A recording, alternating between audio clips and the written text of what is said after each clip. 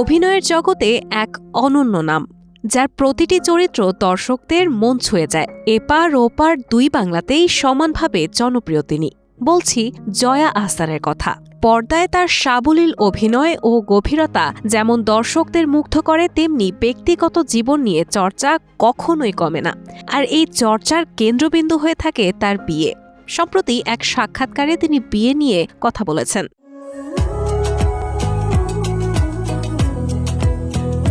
জয়া আহসান বলেছেন, আমি তো সংসার করছি, বিয়ে করলেই কি শুধু সংসার হয়?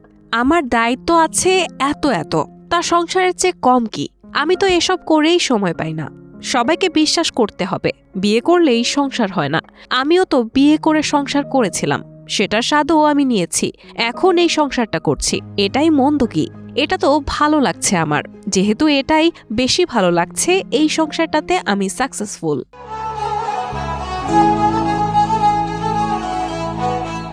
অভিনেত্রী আরও বলেন, আমার 4 পেয়ে বাচ্চা, আমার মা, পরিবারের ভাই বোন, আমার গাছপালা সবকিছুই আমার সংসার। এরাই আমার সংসারের সব। বিয়ে করেও তো অনেকের ভেতর যোজন যোজন দূরত্ব থাকে, সেই অর্থে সেটাও কি সংসার তাহলে? যারা বিয়ে করেও যোজন ক্রোশ দূরে থাকে মানসিকভাবে, সেটাই কি সংসার? মানুষকে দেখানোর জন্য ফটো ফ্রেম সংসার করে তো লাভ নেই। সংসার সত্যিকার ভাবে কেউ যদি করে, সেটা তারা করুক, তার এক্সটেনশন তৈরি করুক, পৃথিবীতে দিয়ে যাওয়ার মতো কিছু করুক। আমি আমার মতো করে এভাবেই সংসার করব।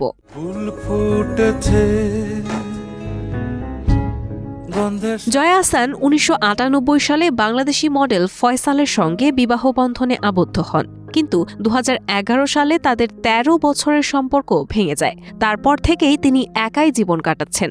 যদিও গুঞ্জন উঠেছিল তার কিছু সম্পর্ক নিয়ে, কিন্তু সবকিছুই শুধু গুঞ্জনেই সীমাবদ্ধ রয়ে গেছে।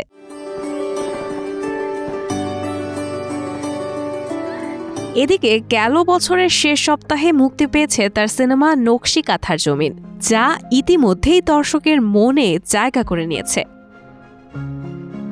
রায়হানা মুন, প্রবাস খবর।